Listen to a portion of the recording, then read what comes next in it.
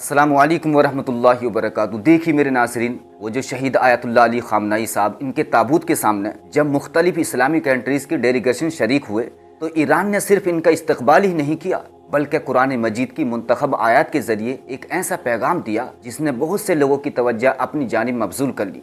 यानी कि हर एक डेलीगेशन के सामने पढ़ी जाने वाली आयत अपने अंदर एक ख़ास मफहूम, गहरा पैगाम रखती हैं। और ये महज तिलावत नहीं थी बल्कि कुरान की रोशनी में एक फ़िक्र, एक दावत और एक पैगाम था। अब हम इन्हीं कुरानी आयत का तर्जमा, इनका मफहूम और इनसे उखुज़ होने वाले पैगाम को एक एक करके समझेंगे ताकि हमें मालूम हो सके कि इन आयत के ज़रिए इस्लामी दुनिया के सामने क्या बात रखी गई और इसके क्या मानी हैं और कौन किस सज़ा का मुर्तकब हुआ। मैं यहाँ पहले ये अर्ज़ करता चलूँ कि ये बात शायद ही कोई बता पाएगा या फिर किसी को इस पैगाम के बाद समझ आएगी, इसलिए बड़े ध्यान से सुनिए। तो सबसे पहले मैं शुरू करता हूँ पाकिस्तानी डेलीगेशन से। यानी कि जब ये पाकिस्तानी डेलीगेशन शहीद आयतुल्लाह अली ख़ामनई के ताबूत के सामने पेश हुआ तो इनकी मौजूदगी में ईरानी कारी ने जिस आयत का इंतखाब किया वो यूं ही नहीं थी बल्कि ये इनके लिए एक बहुत बड़ा मैसेज था, हिदायत थी। और इनके सामने पढ़ी जाने वाली आयत सूरह आले इमरान की आयत नंबर 2 से है। या अय्युहल्लज़ीना आमनुस्बिरु वसाबिरु वराबितु वत्तकुल्लाह लअल्लकुम तुफ्लिहून। तो इस आयत की तिलावत के जरिए ये ईरान वाले पाकिस्तान को क्या बताना चाह रहे हैं,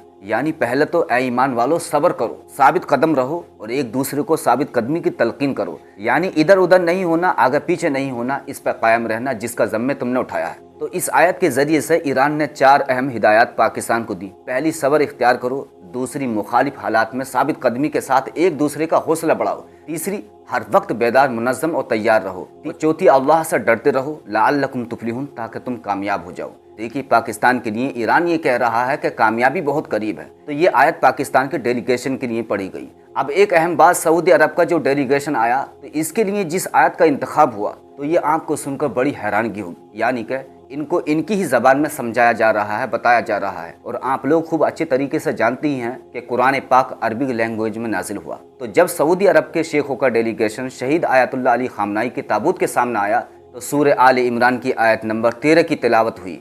क़द कान लकुम आयतुन फ़ी फ़िअतैनि इल्तक़ता फ़िअतुन तुक़ातिलु फ़ी सबीलिल्लाह व उख़रा काफ़िरतुन यरौनहुम मिस्लैहिम राअयल ऐन वल्लाहु युअय्यिदु बिनस्रिहि मन यशा इन्न फ़ी ज़ालिका लइब्रतन लिउलिल अब्सार। तो ये ईरानी कारी तिलावत कर रहा है सऊदी अरब के डेलीगेशन के सामने। कुरान कह रहा है कि तुम्हारे लिए उन 2 ग्रुप में बड़ी निशानी थी जो आपस में मुकाबला कर रहे थे। ये जो अभी जंग हुई, यानी कि एक जमात अल्लाह की राह में लड़ रही थी और दूसरी मुनकिर थी। अल्लाह जिसे चाहता है अपनी मदद से कुव्वत देता है। यकीनन इसमें अहले बसीरत के लिए इबरत है। तो ये बात छुप के नहीं, खामोशी से नहीं, कोई छुपे पर्दे में नहीं, बल्कि ईरान बरमला, सऊदी और अहले हिजाज, बल्कि अरब के तमाम लोगों को, यानी कि जितनी भी खलीजी रियासतें ममालिक हैं, ख़ास तौर से सऊदी अरब के हुक्मरानों को ये पैगाम दिया ईरान ने कुरान के ज़रिए से। देखिए, एक मुसलमान कुरान की ज़बान के अलावा क्या बात करेगा कि अल्लाह ये कह रहा है कि ये जो लश्कर आमने सामने हुए, अभी जो जंग हुई, तो इन दोनों लश्करों में एक हक पे था और एक इनकार कर रहा था। अब ज़रा आप लोग हमें ये बताएं कि ये इन तक पैगाम पहुँचा या नहीं पहुँचा।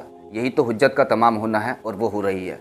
बस आप लोग गौर करते जाओ। अब तीसरा डेलीगेशन तुर्की का। तो जब तुर्की का डेलीगेशन दाखिल हुआ इस ताबूत के सामने, वो जिसमें सैयद अली ख़ामनई का जनाजा है, इनका अमामा रखा हुआ है और इनकी फैमिली के लोग इस तुर्की के डेलीगेशन के सामने हैं, तो इस डेलीगेशन को ईरानियों ने बड़े एहतराम से रिसीव किया, बड़ी रिस्पेक्ट दी। मगर इस तुर्की के डेलीगेशन की मौजूदगी में सूरह निसा की आयत नंबर 95 पढ़ी गई, सुनाई गई। ला यस्तविल क़ाइदूना मिनल मुअमिनीना गैरु उलिद दररी वल मुजाहिदूना फ़ी सबीलिल्लाहि बिअम्वालिहिम व अनफुसिहिम फ़द्दलल्लाहुल मुजाहिदीना बिअम्वालिहिम व अनफुसिहिम अलल क़ाइदीना दरजा। के बगैर उज़्र के घर बैठने वाले मोमिन, जंग में शामिल न होने वाले और अल्लाह की राह में अपने माल और जान से जहाद करने वाले बराबर नहीं। और अल्लाह ने मुजाहिदीन को एक बहुत बड़ा दर्जा अता फरमाया है। यानी ईरान ने इस आयत के ज़रिए पैगाम दिया तुर्की रजब तैयब अर्दोगान को कि आपने खामोश नहीं बैठना था, चुप करके नहीं बैठना था, क्योंकि अगली बारी तुम्हारी है। तुम अगर हमला नहीं करोगे तो वो तुम पर पलट कर हमला करेंगे। और ये बात सैयदना इमाम हुसैन अलैहिस्सलाम अहले मदीना को समझा रहे थे, मक्का को समझा रहे थे कि अगर तुम नहीं निकले तो वो मक्का में आ जाएंगे, मदीने में आ जाएंगे। और ये तारीख़ ने देखा कि सन 61 हिजरी में जब वाक़ई करबला के बाद यजीद लईन ने चढ़ाई की मक्का की जानिब, मदीना की जानिब, वाक़ई हुर्रा पेश आया, खाना काबा की दीवार को ढाया गया। ये आयत वहाँ का वज़न रखती है और यहाँ पर सादिर अपने पूरे मफ़हूम के साथ हो रही है। और क्या खूबसूरत बात बयान हो रही है कि ऐ ईमान वालों, वो लोग जो बैठे रहे तो ये तुर्क वाले बस बैठे रहे, कभी कभार इनकी तरह से बयान दे दिया गया, यानी कोई इन्वॉल्वमेंट ही नहीं किया। जो इनका हक था, जो इनका फ़र्ज़ बनता था, किया ही नहीं। तो वो लोग जो बैठे रहे और अल्लाह की राह में जो अपना माल और अपनी जान से जिद्दोजहद करते रहे, बराबर नहीं, हरगिज़ बराबर नहीं। تو یہ ترکیہ کے وفد کے لیے، ترکی کی قوم کے لیے، ترکی کے لوگوں کے لیے ایک پیغام تھا جو انہوں نے سنا دیا۔ اب باری آتی ہے قطر کے ڈیلیگیشن کی۔ تو جب قطر کا ڈیلیگیشن آیت اللہ علی خامنائی کے تابوت کے سامنے داخل ہوا تو اس وقت قاری اس آیت کی تلاوت کر رہا تھا۔ یہ سورہ فتح کی آیت نمبر 2 ہے، لیغفر لک اللہ ما تقدم من ذنبک وما تاخر ویتم نعمتہ علیک ویہدیک صراطا مستقیما، تاکہ اللہ آپ کی خاطر آپ کی امت کے اگلے اور پچھلے گناہوں کو معاف فرمائے، اپنی نعمت آپ پر پوری کرے اور آپ کو سیدھے راستے کی ہدایت عطا فرمائے۔ یہ ایرانیوں نے قطر کے لیے کہا، قطر والوں کے لیے کہا، تو یہ قطر والوں کے لیے دعا بھی ہو گئی اور پرانی غلطیوں کے حوالے سے ازالہ بھی ہو گیا، اور یہ بھی بتا دیا کہ بھائی ابھی نعمت کا اہتمام اور اس کی تکمیل ہونی ہے۔ تو یہ ایک بہت بڑا پیغام ہے۔ اگر آپ مجھ سے کہیں کہ اس کا مطلب کیا ہے تو میں آپ کو اس کا مطلب جغرافیائی لحاظ سے مختصر بتا دینا چاہتا ہوں کہ اس کی کتنی ویلیو ہے۔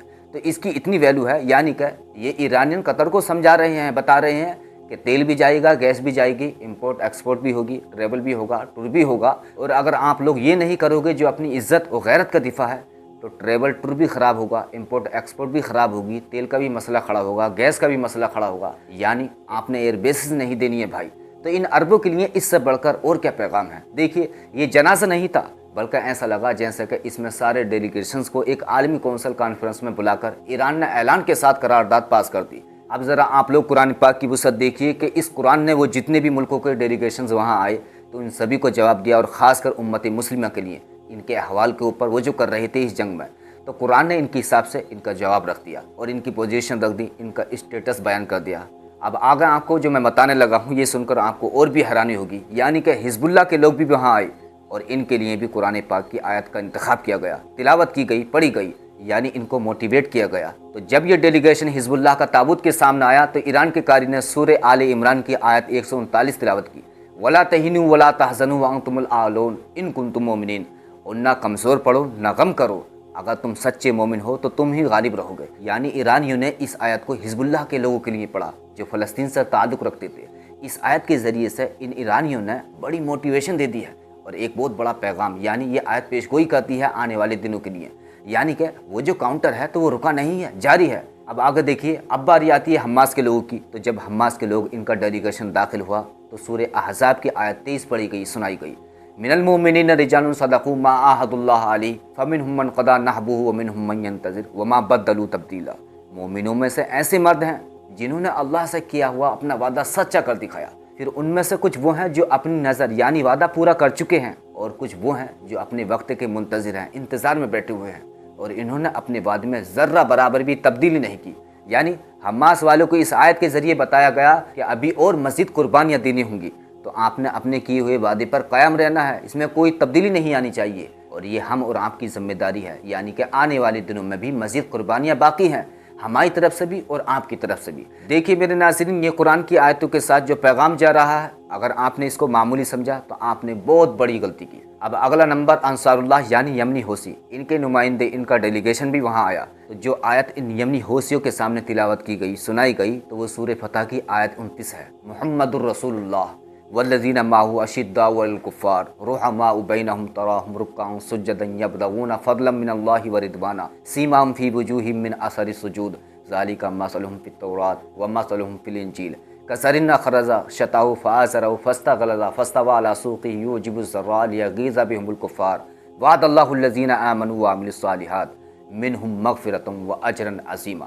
محمد الرسول اللہ، محمد صلی اللہ علیہ وآلہ وسلم اللہ کے رسول ہیں، اور جو لوگ آپ کے ساتھ ہیں وہ کافروں کے مقابلے میں مضبوط ہیں اور آپس میں نہایت رحم دل ہیں۔ آپ انہیں رکوع اور سجدہ کرتے دیکھتے ہیں، وہ اللہ کا فضل اور اس کی رضا چاہتے ہیں، ان کی نشانی ان کے چہروں پر سجدوں کے اثر سے نمایاں ہے۔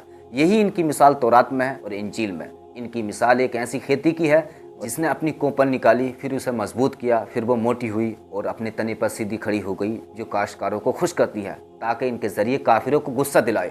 اللہ نے ان میں سے جو ایمان لائے اور نیک اعمال کیے، ان سے مغفرت اور بہت بڑے اجر کا وعدہ فرمایا ہے۔ اس آیت کے ذریعے ایرانی قاری نے ان یمنی حوثیوں کے بارے میں اس پوری دنیا کو بتا دیا کہ یہ لوگ کامل ایمان والے ہیں، حق پر ثابت قدمی یعنی جمے رہنے والے، اور باطل کے مقابلے میں مضبوطی سے ڈٹے رہنے والے، اور اہل ایمان کے ساتھ رحم دل یعنی نرمی سے پیش آنے والے، اور محبت اور اخوت، کثرت عبادت، رکوع اور سجدہ کرنے والے، اور اللہ کی رضا اور فضل کے طلبگار، جن کے چہروں پر عبادت کے روحانی آثار دکھائی دیتے ہیں۔ ایران یہ بتا رہا ہے اس آیت کے ذریعے کہ یہ لوگ ایمان میں مضبوط ان کا استحکام مضبوط، ثابت قدم رہنے والے، ڈٹے رہنے والے، حق پر قائم رہنے والے اور مشکلات میں ہمت نہ ہارنے والے لوگ ہیں۔ تو میرے ناظرین، ایرانیوں نے ان آیات کے ذریعے سے امت مسلمہ کو واضح پیغام الگ الگ انداز میں دے دیا ہے، یعنی جس کی جیسی کیفیت ہے وہ بیان کر دی ہے۔ بس وہ سمجھنے والی بات ہے کہ کس کی سمجھ میں آئے اور کس کی نہیں۔